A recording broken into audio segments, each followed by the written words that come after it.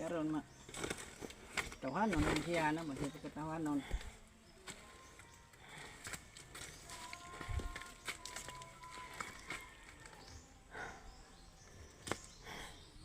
Bisag init basta mag-share tas pulong sa Ginoo. Mawa ang kapoy. Di ita to sabta naabot na di ita sa atong abutanan. Ang atong giistoryahan parte man sa Word of God. Manglo pa na to naabot na di ita. Human na.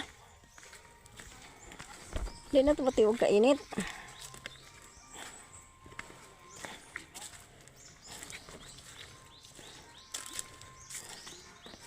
Kinahanglan gyud mag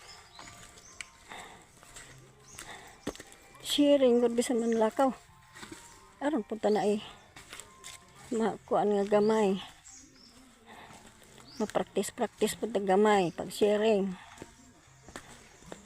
Naging ang Ginoo nga ako ang dalan kamatuoran ug ang kinabuhi. Wala makaadto sa aman kun dili moagi kanako.